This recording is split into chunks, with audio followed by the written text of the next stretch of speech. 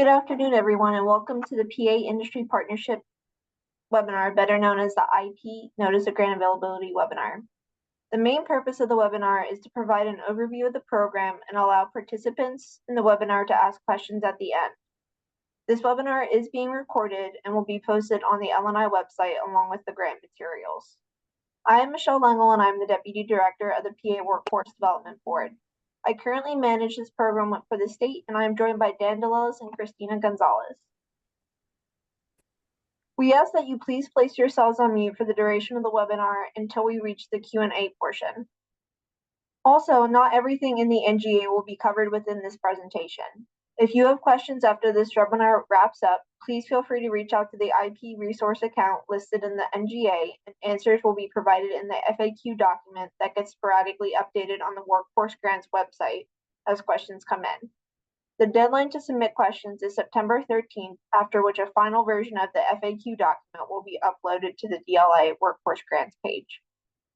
With all that being said, it is important that you read and understand the NGA in its entirety in order to produce your strongest application. All applications are due by 4 p.m. on September 27th. All applications must be submitted to the resource account listed in the NGA. Any applications that are received past 4 p.m. will not be reviewed. If you would like to confirm receipt of your application via email, we strongly suggest that you submit it one day prior. All awarded applicant contracts will start on January 1st of 2025.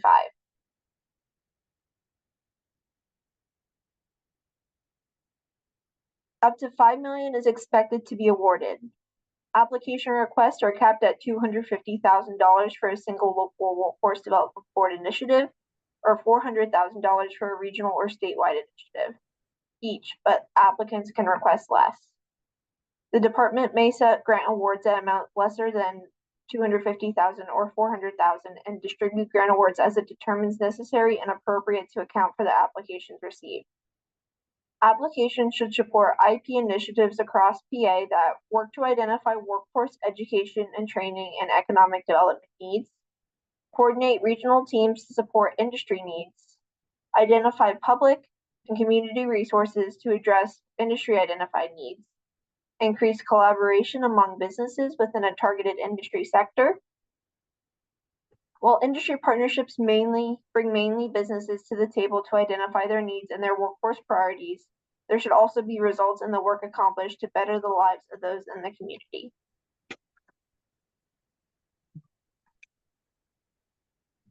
Industry partnerships consist of business leaders within one industry working with an array of other partners to address the shared workforce and broader competitive needs of their industry. No industry is excluded. The goals of the IP grants include eliminate silos by aligning local and regional and state education, workforce, and economic development initiatives, including state and regional Workforce Innovation and Opportunity Act plans. Increase occupational, career pathway, and economic opportunities for all Pennsylvania residents, particularly those from underrepresented, under-resourced, and underserved communities. Increase connections, collaboration, and communication between regional, local, identified priority industries. Explore and implement new approaches, taking advantage of opportunities in industry-specific solutions. Grow in targeted industry sectors who could benefit from sector strategy approaches. Include businesses that have been traditionally been left out of these initiatives, including but not limited to small businesses and minority and women-owned businesses. Identify, develop, and act upon solutions to address workforce issues and challenges that are supported by relevant data and information. Create a long-lasting partnership and make best use of available funds, resources.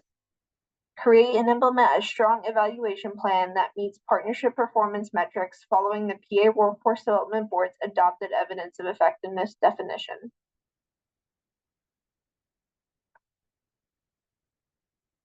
Who must be involved? The applicant for the IP must include at least 3 business employers within the targeted industry sector as partnership members, and have goals, target numbers, and methods for retaining and adding business employer members over the project years. Industry partners must also include local workforce development boards, education, and economic development. And above is also a list of eligible applicants. including local workforce development boards, nonprofit and non-governmental organizations, community-based organizations, educational and post-secondary educational organizations, labor organizations, business associations, and economic development entities. Post-award reporting. Grantees will be required to submit program and fiscal project reports during and upon the conclusion of the funded project. All grantees will be expected to do several evaluations of their partnership during the life of the grant. These include, but are not limited to, the following: community practice calls, regularly scheduled check-in calls, quarterly and annual reports, and an annual industry partnership summit. Applicants must submit their GRFP document and identify and justify each expenditure by line item, including the cost proposed in each cost category, and the budget justification must be detailed. The budget form as well as the budget narrative are all included in one form. The GRFP, which stands for Grants Financial Reporting Package. The workbook includes tabs for the budget summary, budget and expenditure details, budget justification instructions, and the budget justification. The forms are intuitive and calculate while information is being entered. For example, on the budget justification tab, the white section will populate from what was put in the budget details tab, and the justification section will be the part that is filled out on that tab. There are certain cells that are locked, so don't be concerned about that. If anyone has any questions or issues while filling out the GRFP, please reach out. Budget justification should explain how each budget line item supports the stated deliverables of the project. Any staff time funded by the grant must include the annual salary of each person, the percentage of each person's time devoted to the project, and the amount of each person's salary funded by the grant. It also must provide for private sector matching funding of at least 25% of the grant. Matching funds are required and can be either cash or in kind. This must be outlined in the budget justification. What is considered to be a private sector match?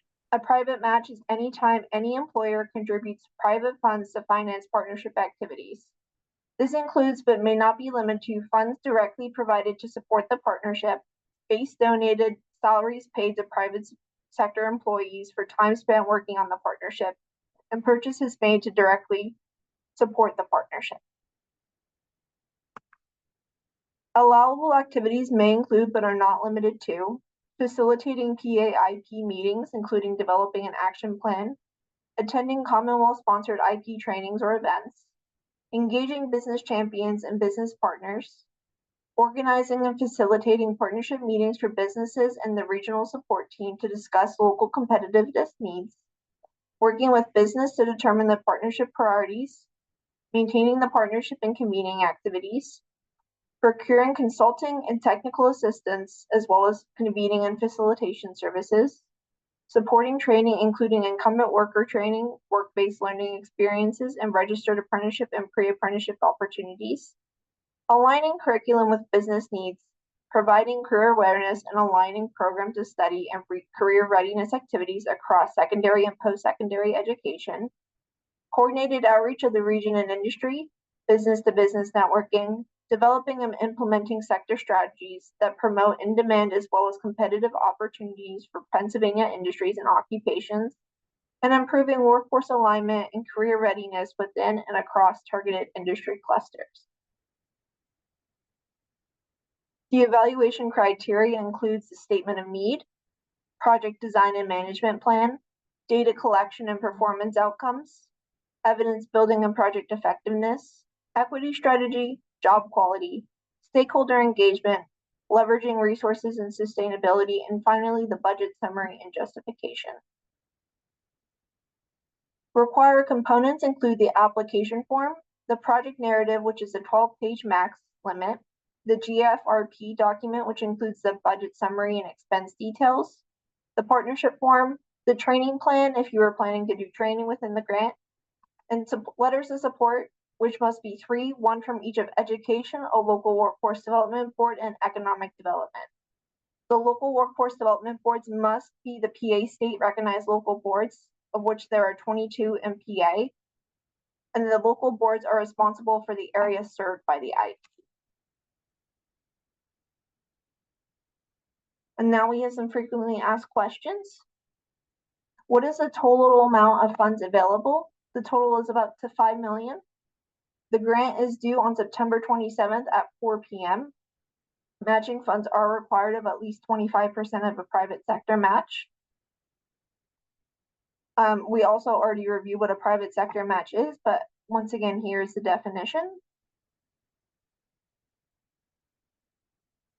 There is a cap on requested funds. Applicants may apply for up to $250,000 per single local workforce development area initiative or $400,000 for a regional or statewide initiative. We also already went over eligible applicants, but it is local boards, nonprofit and non-governmental entities, community-based organizations, education and post-secondary educational organizations, labor organizations, business associations, and economic development entities. The applicant must be capable of bringing together all the relevant partners to support the overall project goals of the NGA. And all applications must be sent to the resource account listed here. Pennsylvania industry partnership grants are open to new and existing partnerships, and they can be used to support training. All letters of support should be addressed to Secretary of Labor and Industry, Nancy A. Walker. If a local workforce development board is the lead applicant, must they provide a letter of support from another local workforce development entity? No, a letter of support from the applying LWDB will suffice. And if you do plan to use grant funds for training, a training plan must be submitted. What is the expected way of capturing in-kind match? Should the methodology of the calculation be included? The methodology should be included. Partnerships can have different methodologies in recording the in-kind match of the partnership participants. Supported services are allowable expenditures. Applicants also may submit multiple applications for different industries. They are not limited in how many applications they can submit for various industries. The NGA mentions several targeted industry sectors. Are those the primary focus of this initiative, or can we make a case for other industry sectors? The NGA is open for all industries. Applicants must present the case using relevant data and labor market information why the industry of focus is a priority.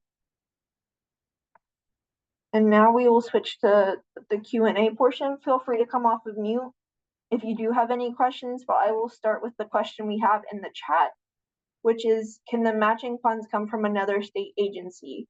Matching funds must be a private match.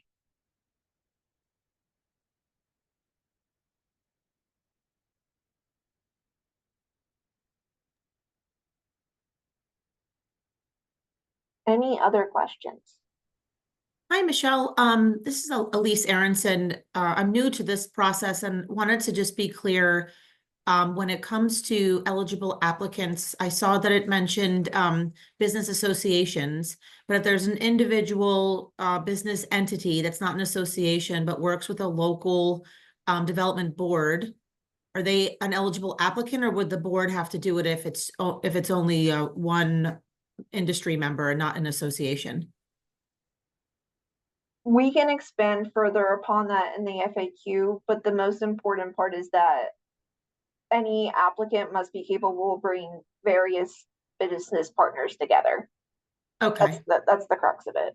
Okay. If you can extrapolate what that means, I mean, is it bringing them together as far as allowing broader impact on those businesses, or actually at the table and extrapolate in the FAQ? That would be helpful. Okay, understood. Thank you.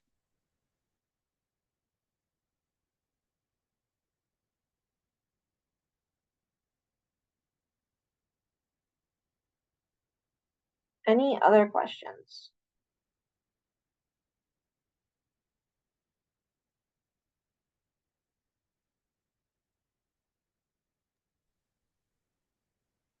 Hi, Michelle. It's Patty Van Cleve from Chester County. Okay.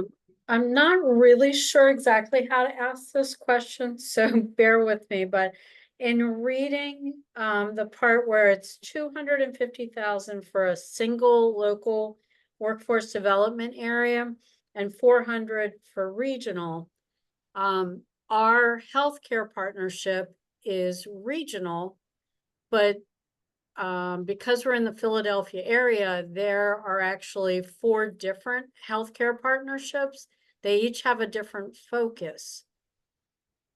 Are we still best to apply as a single workforce area, even though we have a regional partnership?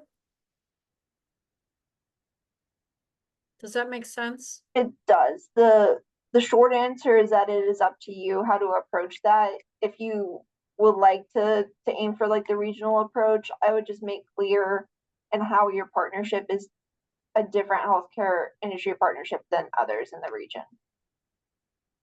Even though it says that only one in each industry? That is something that we can expand upon more in the FAQ. Okay, thank you so much. Yep.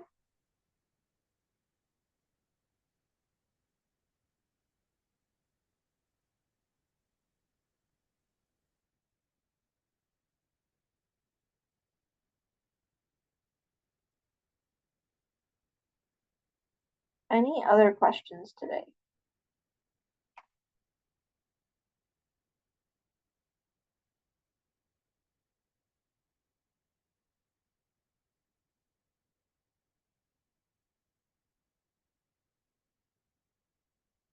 If there are none, we will aim to have the FAQ and at least one of the reportings from the webinars posted earlier next week. But please feel free to reach out to the resource account if you have any further questions or concerns, and we'll get back to you in the FAQ as soon as possible.